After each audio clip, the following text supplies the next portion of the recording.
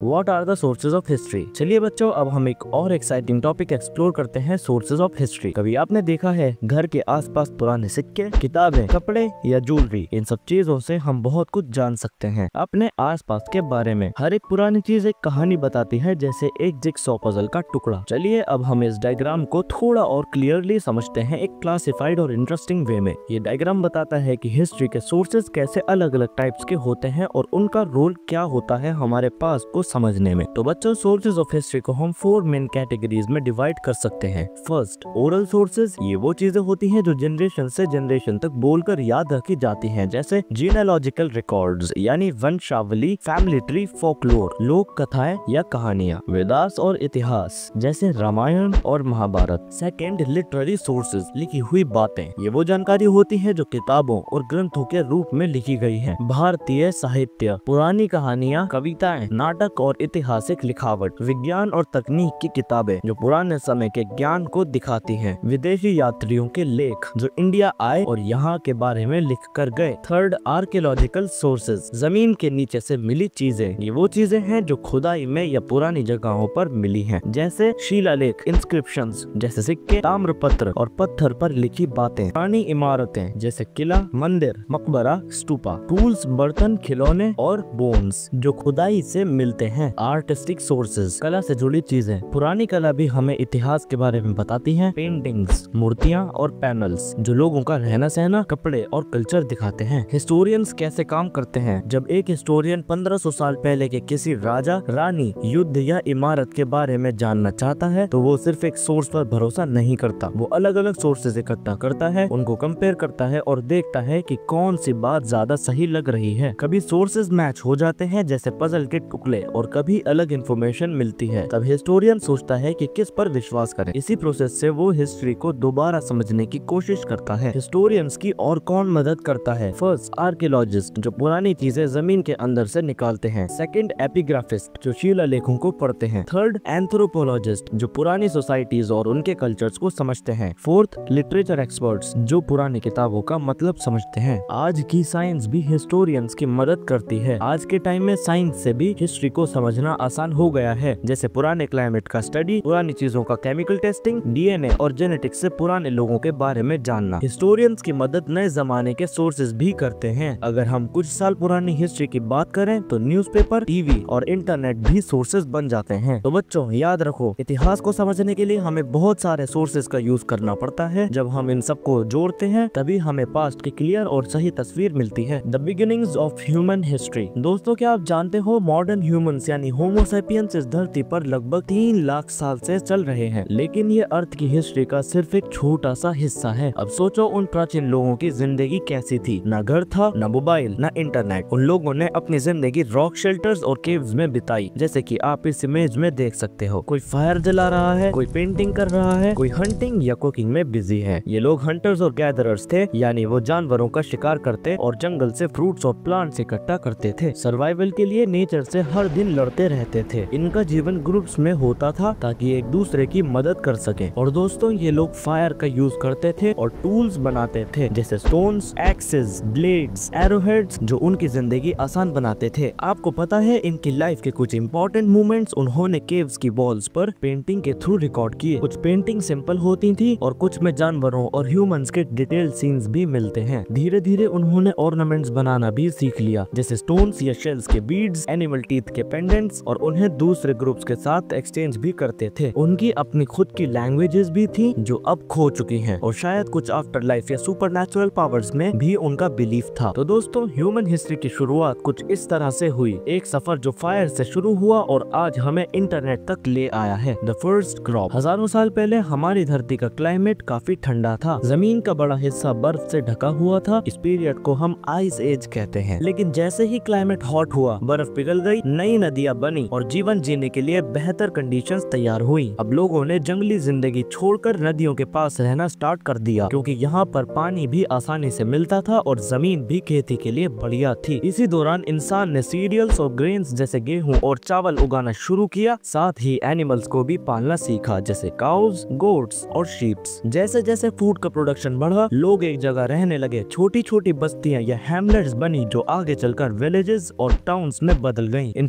छोटी कम्युनिटीज में सब मिलकर काम करते थे, जमीन पर सबका हक होता था और खेती भी मिलकर की जाती थी। लीडर्स कम्युनिटीज की भलाई के लिए जिम्मेदार होते थे। आप इमेज में देख सकते हैं, कुछ लोग खेती कर रहे हैं, कुछ जानवरों की देखभाल कर रहे हैं और कुछ कुकिंग में बिजी हैं। ये एक एग्रीकल्चरल कम्युनिटी का जीवंत दृश्य है। समय के साथ नए टूल्स और टेक्नोलॉजी भी डेवलप हुई, जैसे मिट्टी के बर्तन, पोट्री, धातु के औजार और सजावट के सामान जैसे बीड्स और ऑर्नामेंट्स। दोस्तों, इसी डेवलपमेंट ने आगे चलकर सिविलाइजेशन का रास्ता बनाया। होप आपको ये वीडियो पसंद आई होगी और आपको अगर हमारी वीडियो पसंद आई हो तो हमारे चैनल मैट्रिक्स मोशन को सब्सक्राइब भी कर लीजिए और इस वीडियो को लाइक करना मत भूलना। मिलते हैं एक और नई वीडियो के साथ। Till then, good bye.